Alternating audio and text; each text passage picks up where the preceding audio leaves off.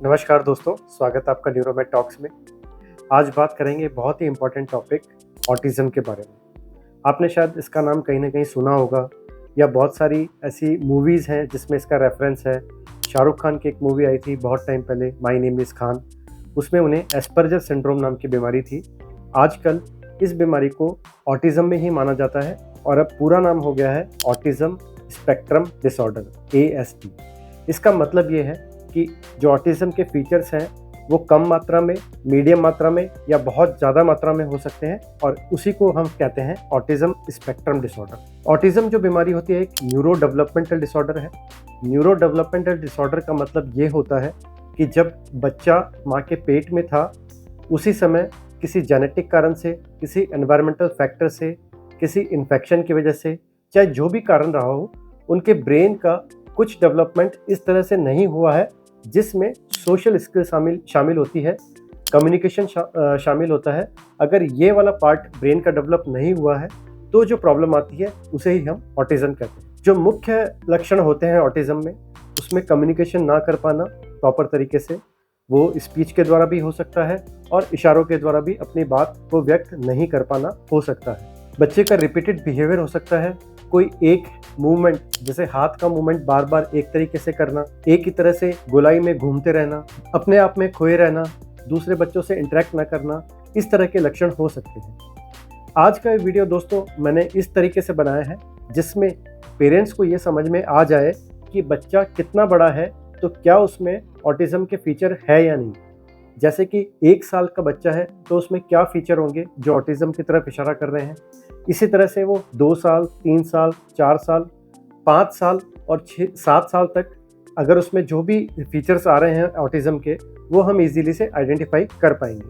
यहाँ पे ये बात जानना भी बहुत ज़रूरी है कि ऑटिज़म के कई बच्चों में साथ में ADHD की बीमारी, जिसे attention deficit hyper activity disorder कहते हैं, सीजर्स भी हो सकते हैं और इंटेलिजेंस डिले भी हो सकता है, जिसे हम पहले मेंटल रिटार्डेशन कहते थे। तो ये थोड़े कंपोनेंट में ये सारी चीज़, ये एक जो चीज़ें मैंने बताई हैं वो ASD या ऑटिज़म स्पेक्ट्रम डिसऑर्डर के साथ हो सकती है। लगभग 20% जो केसेस होते हैं ऑटिज़म के, उनमें स्पीच डिले या स्पीच में प्रॉब्लम हो सकती है। आइए अब जानते हैं एज वाइज क्या क्या सिम्टम होंगे ऑटिज़म के बच्चे में, वो एक एक करके हम डिस्कस करते हैं। सबसे पहले बच्चा जब छोटा होता है 5 से 6 महीने, तब तक थोड़ा जानना मुश्किल होता है कि क्या बच्चे में कोई फीचर ऐसा है जो ऑटिज़म की तरफ इशारा कर रहा हो। बच्चा जब लगभग 6-7 महीने का होता है तब वो थोड़ा इंटरेक्टिव होने लगता है और तब अगर अब जो मैं आपको साइंस बता रहा हूँ वो है तो ऑटिज़म का डाउट हो सकता है। नंबर 1, सोशल स्माइल कम होगी। सोशल स्माइल एक ऐसा रिफ्लेक्स है जो छोटे बच्चों में लगभग 3-4 महीने में आ जाता है और सोशल स्माइल का मतलब ये होता है बच्चा अपने पेरेंट्स या कोई भी व्यक्ति उसको उसकी तरफ देख के स्माइल कर रहा है तो वो रिस्पॉन्स में वापस स्माइल करता है।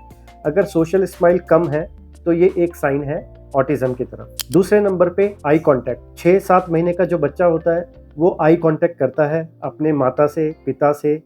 माँ या पिता उसकी तरफ देख रहे हैं आंखों में आंखें डाल के, तो वो वापस आंखों में ही देखता है, इधर उधर नहीं देखता है, या फिर ऐसा नहीं होता कि उसको कोई फर्क ही नहीं पड़ रहा कि कोई उसे देख रहा है। तो अगर 6-7 महीने तक आई कांटेक्ट प्रॉपर नहीं हो पा रहा तो भी एक इंडिकेशन है ऑटिज़म की तरफ। इसके बाद कम्युनिकेशन में, जैसे बच्चे को जेस्चर से हम कुछ समझाना चाहें, बच्चा अगर इशारा करता है कि मुझे गोदी ले लो या मुझे भूख लगी है, वो छोटा बच्चा अपने कुछ आवाज़ करके ही अपने आप को व्यक्त कर पाता है।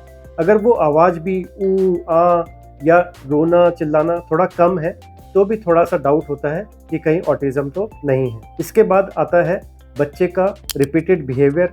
छोटा बच्चा भी रिपीटेडली एक ही तरह के मूवमेंट कर रहा है, हाथ या पैर के रिपीटेडली कर रहा है, तो वो भी एक इंडिकेशन है ऑटिज़म की। बच्चा माँ बाप के साथ में जो कम्युनिकेशन एक रिस्पॉन्स का होना चाहिए उसमें थोड़ा सा लैग करता है, वो रिस्पॉन्ड नहीं करता है। बच्चे को आवाज़ हम देते हैं बार बार, कुछ भी उसे नाम से पुकारते हैं जो उसका घर का नाम है, उसको वो अटेंड नहीं करता है, सुनता नहीं है और एक अनदेखा सा उसका बिहेवियर रहता है कि उसे कुछ सुनाई नहीं दे रहा या समझ में नहीं आ रहा। तो इस तरह के लक्षण हो सकते हैं छोटे बच्चे में। इसके बाद कुछ लाउड साउंड्स, बहुत तेज़ आवाज़ हो रही है या फिर बहुत तेज़ रोशनी है, तो इन चीज़ों से भी बच्चा ओवर सेंसिटिव होता है। ये भी एक ऑटिज्म का फीचर है। तेज आवाज़ और तेज लाइट से अगर सेंसिटिविटी ज़्यादा है, हाइपर सेंसिटिव है, बच्चा थोड़ी सी भी कुछ आवाज़ तेज हुई या लाइट ज़्यादा है, उसमें घबरा सा गया है, रिस्पॉन्स इस तरह का दिया है कि बहुत डर गया है, तो ये भी एक फीचर हो सकता है ऑटिज्म की तरफ। तो ये सारे लक्षण थे। छोटे बच्चे जो 1 साल से कम हैं, बिल्कुल नन्हे शिशु, उनमें अगर ऑटिज्म के कुछ लक्षण होंगे तो वो किस तरह से होंगे। आइए जानते हैं। अब बच्चा जैसे बड़ा हो रहा है, क्योंकि बहुत बार कॉमनली ये चीज़ जान ही नहीं पाते हैं पेरेंट्स कि क्या प्रॉब्लम है, और बहुत डिले हो जाता है। 2 साल 3 साल तक भी पता नहीं चल पाता है कि क्या लक्षण इसमें एबनॉर्मल है।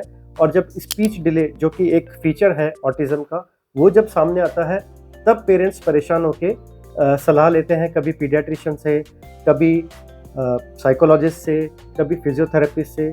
तो आप इन सब साइंस को ध्यान में रखें, इसीलिए ये वीडियो बनाया गया है, ताकि इस तरह के लक्षण अगर बच्चे में दिख रहे हैं तो टाइमली इसका डायग्नोसिस करवा के प्रॉपर जो इसका ट्रीटमेंट है, ऑक्यूपेशनल थेरेपी, स्पीच थेरेपी और कुछ मेडिसिन से, तो वो ले सकते। बच्चा जब 2 साल का होगा तब उसमें क्या लक्षण होंगे ऑटिज्म के। 2 साल का बच्चा होता है वो बाई सिलेबल्स, यानी जो 2 शब्द होते हैं जिसमें अक्षर एक जैसे होते हैं, जैसे बाबा, नाना, दादा, मामा, ये बोल पाता है।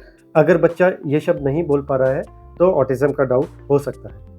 इसके बाद अगेन उसके जो इंटरेक्शन है पेरेंट्स से, उसका नाम हम बार बार बोल रहे हैं, बच्चे का नाम से पुकार रहे हैं, लेकिन वो कोई प्रतिक्रिया नहीं दे रहा है, इधर उधर देख रहा है, ऐसा लग रहा है कि वो सुन ही नहीं रहा, तो भी ये एक लक्षण है। हाथों से बच्चा जो जेस्चर करता है, जैसे गोदी लेने के लिए, या फिर उसे बाय बाय करते हैं तो वो रिपीट में बाय बाय करता है, ये सब चीज़ें जो जेस्चर्स होते हैं ये भी कम होंगे ऐसे बच्चों में। इसके बाद अगेन आई कांटेक्ट जो है, जिसका पहले भी मैंने जिक्र किया था, आई कांटेक्ट वो सही से नहीं मेंटेन कर पाता। अगर माँ या बाप उसको आंख में देख के बात कर रहे हैं तो वो उसको रेस्पॉन्ड नहीं करता, आई कांटेक्ट को बना के नहीं रख पाता। अब जब बच्चा बड़ा होता है 3 साल तक की उम्र तक, तब तक बच्चा सोशली इंटरेक्ट करने लग जाता है, कुछ फ्रेंड्स भी बनाने लग जाता है अपनी सेम एज ग्रुप के साथ में।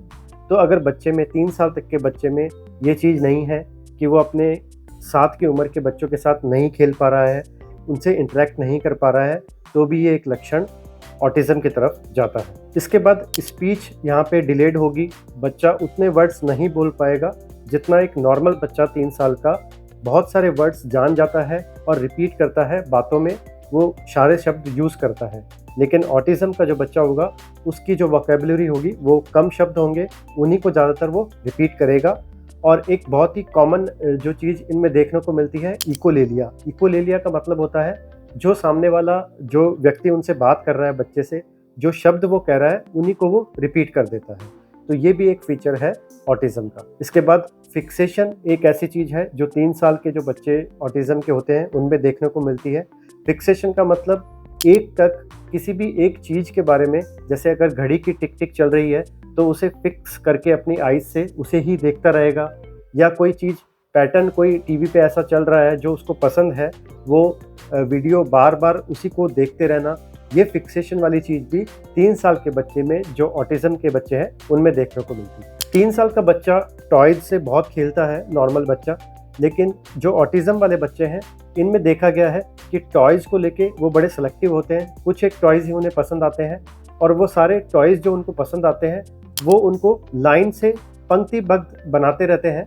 इस तरह से नहीं है कि वो टॉय को लेके खेलेंगे, वो उनको एक पैटर्न बना के जैसे लाइन में इकट्ठा करना, इस तरह की चीज़ें ज़्यादा करेंगे। लास्टली, इस एज के बच्चे इमोशनली थोड़ा रिसिप्रोकेट करते हैं। अगर उनके सामने कोई ऐसी चीज़ है, सपोज़ उसके पापा या मम्मा ने एक्टिंग की है रोने की, तो वो भी रोने लग जाएगा, क्योंकि इमोशनल जो एक रिस्पॉन्स होता है किसी को देख के बच्चे के मन में वो आ जाता है इस एज तक कि सामने अगर कुछ अच्छा चल रहा है, हंसने वाली चीज़ चल रही है, तो वो उसके रिस्पॉन्स में हंसने लग जाता है, या कुछ सैड चल रहा है सामने तो उसको देख के वो सैड हो जाता है। लेकिन ये जो बच्चे होते हैं ऑटिज्म के, वो 3 साल तक इमोशनली थोड़ा रिसिप्रोकेट कम करते हैं।